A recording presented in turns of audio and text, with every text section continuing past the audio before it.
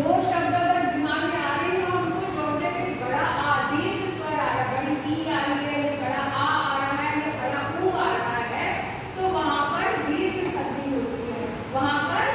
दीर्घ संधि होती है, यहाँ पर दीर्घ संधि है। कौन सी?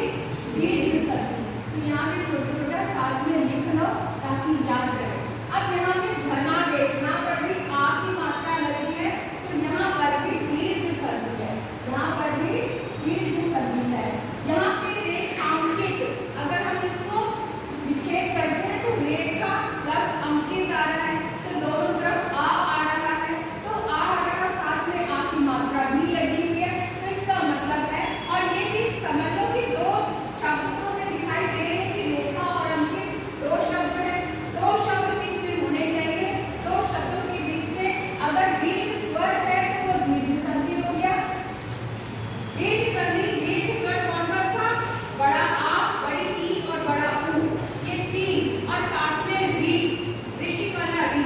ये तीन और चार, मतलब चार स्वर अगर आए हुए हैं, उनका वृद्धि, उनका दीर्घ रूप आया हुआ है तो वो दीर्घ संधि हो गया। अब यहाँ पे विद्यालय में भी बड़ा आ आया हुआ है, यानी कि विद्या और आलय दो शब्द हैं, दोनों को हमने जोड़ा, तो विद्या का आ और आलय का आ दोनों को जोड़ा तो दीर्घ आ हो गया। तो इसका मतलब ये भी दीर्घ संधि है क्या? अब यहाँ पे स्वेच्छा, यहाँ पे कोई दीर्घ स्वर नहीं है, यहाँ पर कोई दीर्घ स्वर नहीं है, इसको अगर हम तोड़ते हैं प्लस इच्छा, और हमने पढ़ा था कि अ और ई मिलता है तो ए बनता है, अ और ई मिलता है तो ए बनता है, ये बनता है दो संधि में, है ना? तो यहाँ पर ये अ आया है, ये अ और ई मिला, यानी कि ए जो मात्रा है, मात्रा अगर बनी हुई है ए की तो वो गुण संधि है, और अगर ओ की मात्रा लगी है तो वो भी गुण संधि है ना? तो यहाँ पर ये अ और ई आया है, तो इसका मतलब ये ए बन गया, तो इसलिए ए जो है वो व में मात्रा बदल गया, तो स्वेच्छा हो गया, स्व इच्छा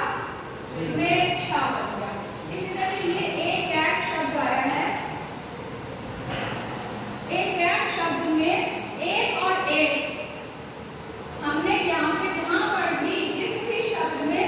बड़ी ए लगी है या बड़ा औ लगा है तो वहां पर वृद्धि संधि होती है, वहां पर वृद्धि संधि होती है, तो यहाँ पर एकदम स्पष्ट है ये वृद्धि संधि है, क्योंकि यहाँ पे बड़ी ए लगी हुई है और इसको हम विच्छेद करते हैं तो एक और एक टैग